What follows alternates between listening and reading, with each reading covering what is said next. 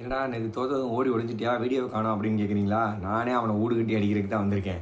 ருத்ராஜோட captainship மட்டும்தான் இந்த தோல்வி காரணம். ஏன்னா அவன் வந்து பேக் பண்ண ஆள் அப்படி ஒன்று மேத்யூ ஷாட்டில் அவனா என்ன என்ன பண்ணுறான் ஒரு புரியல. அவன் கூப்பர் கார்டில் எப்படி ஆடுறான் தெரியுமா? வேறு லெவலில் ஆடிக்கிட்டு இருக்கான் பஞ்சாபில்.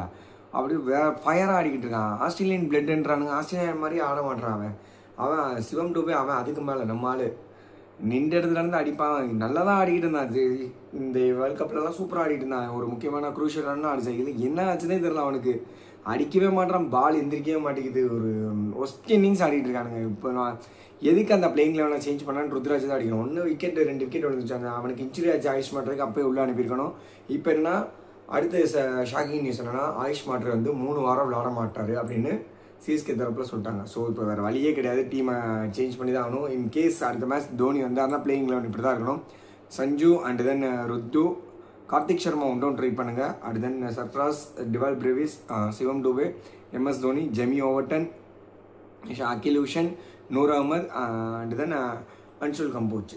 இதுதான் 11. அந்த ஒரு பிளேயர் கார்த்திக் சர்மா வந்து உட்கார வச்சுட்டு இம்பேக்ட் சப், அவ்வளோதான். இம்பேக்ட் சப்பாக கார்த்திக் சர்மாவாக இருக்கட்டும்.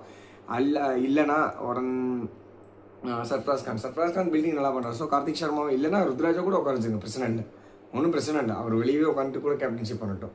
கார்த்திக் சர்மா தான் உட்கார போகிறாரு. அதுக்கு பிறகு தான் வந்து முகேஷ் சௌத்ரி எடுத்து ஆடணும். இதுதான் இந்த டீம் வச்சு போனால் மட்டும்தான் ஜெயிக்க முடியும். இல்லை ஒருவேளை அடிஷ்னல் பவுலிங் ஆப்ஷன் வேணால் சிவம் டூபே யூஸ் பண்ணுங்கள். அதுக்கும் மேலே வேணும்னா வேறு வழி இல்லை. நீங்கள் கார்த்திக் சர்மா உட்கார வச்சுட்டு பிரசாந்த் வீர் தான் கொண்டு வர முடியும். நீங்கள் டிசைட் பண்ணிக்கணும். கார்த்திக் சர்மா ஒரு பொட்டன்ஷியலாக நல்ல பிளேயர் தான். ஒரு 3வது இறக்கி விட்டால் கொஞ்சம் நல்லா ஆடக்கூடிய பிளேயரு. ஸோ ஆயுஷ் மாட்டர் இடத்துக்கு அவர் கரெக்டாக இருப்பார்.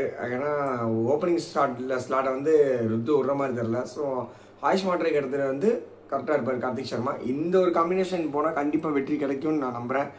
அவர் இப்போ இந்த மேட்ச் தோற்றது காரணமே அந்த வின்னிங் காம்பினேஷன் தேவையில்லாமல் கலைச்சது தான். அதை ஏன் பண்ணாருங்கிறத மட்டும் அவர் தெளிவாக சொல்லணும். அது எதுக்கு எடுத்தாலும் நாங்கள் என்ன பண்ணியிருக்கணும் அதை பண்ணியிருக்கோம். 194 ரெஸ்ட்ரிக்ட் பண்ணியிருக்காங்க பவுலர். ஸோ அவங்கள அப்ளாஸ் பண்ணியே ஆகணும். இதை கூட அடிக்க முடியலன்னா என்ன பேட்டிங் லைனப் நம்ம டெப்த் வச்சுருக்கோன்னு பார்த்துக்கோங்க. இதுக்கு மேலே சொல்கிறதுக்கு ஒன்றும் இல்லை. நீங்கள் சிஎஸ்கேசிஎல் இல்லை வேறு யாரும் கமெண்டில் சொன்னாலும் சொல்லுங்கள், நான் அதுக்கு ரிப்ளை பண்ணுறேன் கண்டிப்பாக. ஏன்னா நானே அவனை புழக்கணும் தான் வந்தேன்.